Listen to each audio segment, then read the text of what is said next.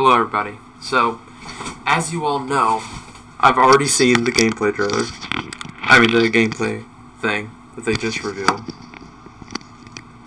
So, yeah.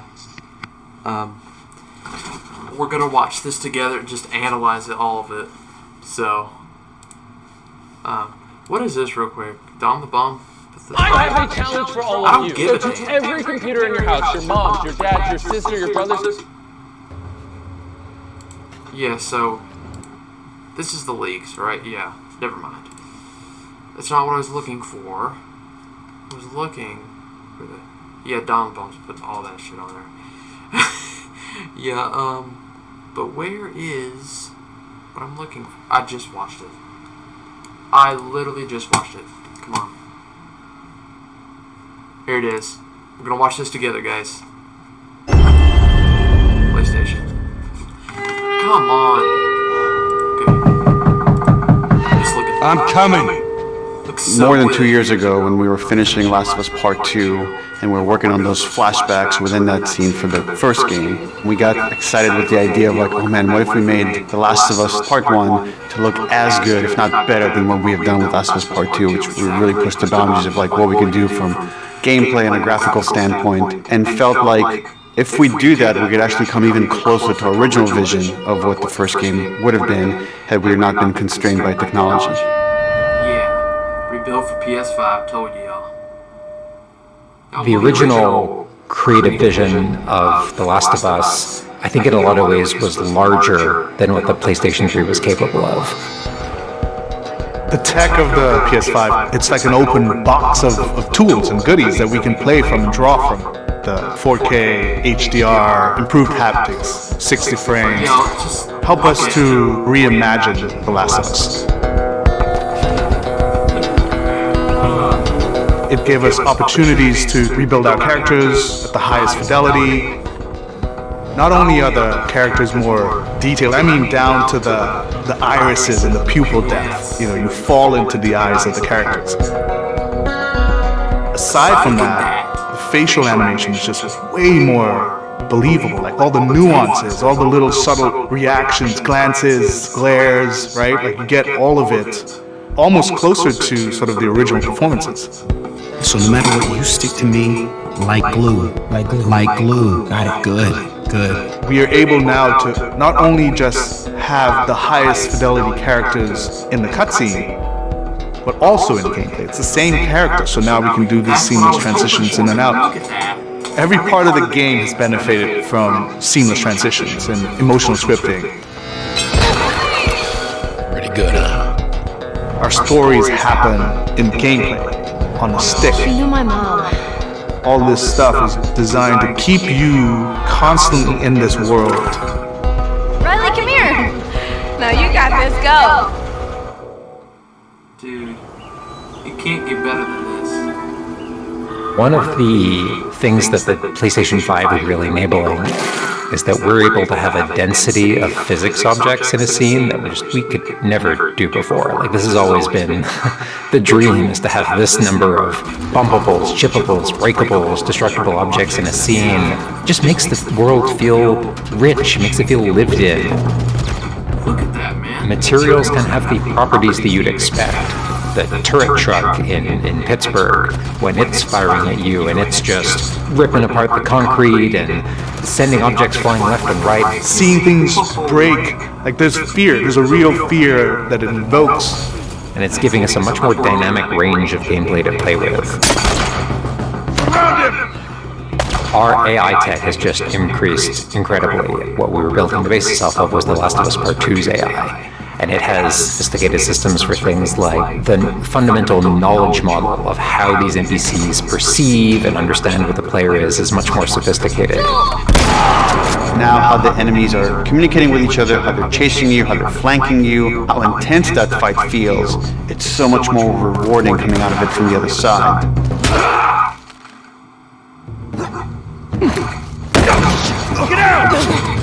One of the other big AI improvements is the buddies. The buddies technology that we developed for The Last of Us Part 2 has this very sophisticated understanding of like, okay, this is where the enemies can see their exposure. We not only have exposure, we have future exposure. So buddies can know, okay, that enemy is walking forward and they're about to round this corner. So in 3 seconds, that corner is going to be exposed. So I'd better move now to avoid this enemy seeing me. This really lets the buddies make very complex decisions and maintain that feeling of stealth much more believably. Another big enhancement to the gameplay is that we have this technology called motion matching. Motion matching is this technology that's basically using logic that tries to match the desired movement to a bucket of hundreds of animations. A mocap actor has gone in and run this whole gauntlet of movements to get a really full set of all the different ways a person can move, and then it's basically every frame trying to find the best matching animation that fits the path of where the character is going to go. And this motion model just gives this really seamless sense of transition. The player's movement is just a lot cleaner. It's this really smooth, organic movement through the space. First, we just had to build that core experience, and then beyond that, we wanted to add several features that fans have been asking for. For example, we now have a permadeath mode.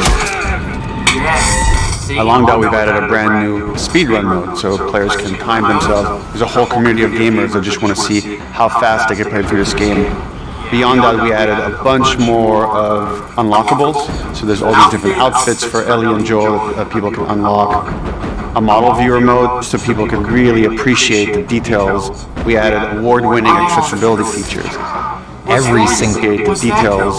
We added a model viewer mode, so people can really look at that. That's what they cut from part 2. I know it.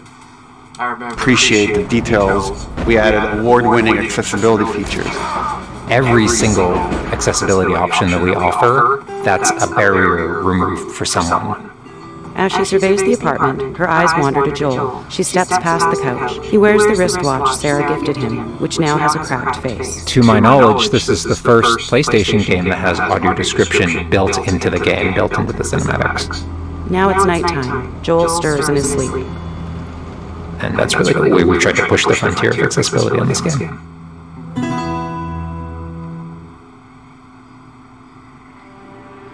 So much of the identity of The Last of Us is the world. We revamped completely the art direction. You know, everything from these expansive vistas that not only are they beautiful, but you feel the environments. You feel the environments in a much more visceral way. The rooftops overlooking the Capitol building, for example, like just the breath of fresh air when you go up there, and just like you feel that sort of release in tension. And then, you know, to juxtapose that down in the tunnels in Wilds, and you get that dank, flooded tunnel feel, that humidity, you can actually feel it. All these environments are just completely reimagined. Now we got our engine on the PS5, those haptics, the 3D audio, the fast loading. It really creates a much more immersive, and because of that, much more emotional experience. One of the things I absolutely love with the 3D audio in The Last of Us Part 1 is being able to hear an enemy before they sneak up on you. Yeah. And trying to do a stalker fight with the 3D audio is just so much fun. You're hearing them skitter around in a different room, and you're hearing them trying to get it behind you.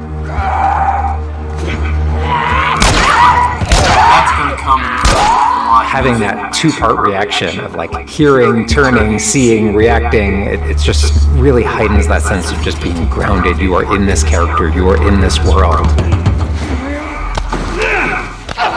Now, with the PlayStation 5, the amount of control that developers have over the DualSense, it's really, really cool. All the guns in the game have a variable amount of resistance on the triggers when you aim them. The way it works with the bow is that at the very beginning, when they're starting to draw the bow, there's a little bit of resistance. And then as the bow gets tauter and tauter, the amount of resistance is increasing. And then when you release the bow, you're also getting that resistance going out of the trigger. When you are aiming and firing the shotgun, you're going to get a haptic vibration on the shot, and then what I think is one of the ways that the DualSense really fences things is you're going to get a haptic vibration on the pump of the shotgun. And what's much more sophisticated about that on the DualSense is that, in effect, has a little like speaker in it, and it's playing an audio file that comes through in the vibrations, and those two beats is what you're going to feel on the controller.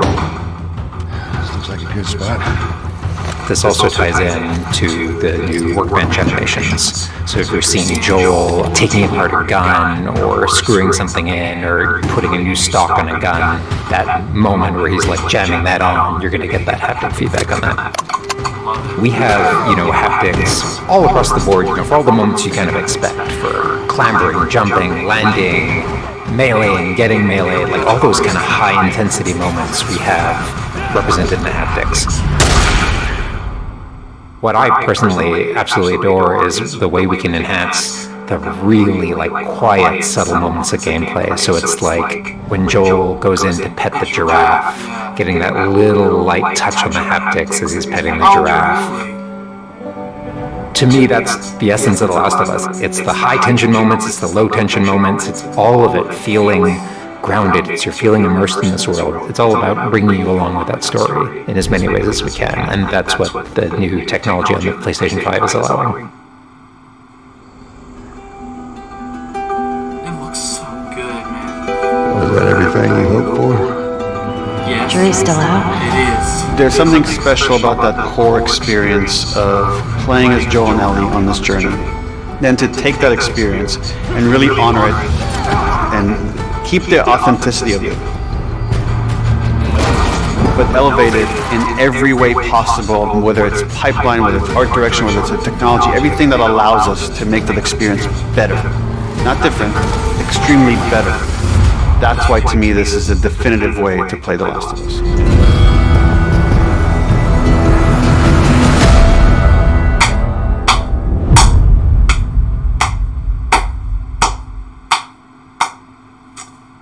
Wow. Now, I am glad I pre-ordered this. Yo. It's gonna be so good, man. I cannot wait to see what they do with this. I'm telling you, all those haters are wrong. It's gonna be so good. I don't care what anyone says. It's gonna be amazing. Just watch this and you'll know. I can't wait to play this. Pretty sure you know all my thoughts. So, because I've probably made billions of videos about this remake. Even when it was just a little rumored, like when the rumors just started. You pretty much know my thoughts. So, hope you all had a good day, and peace out. See you the 2nd of September. Peace.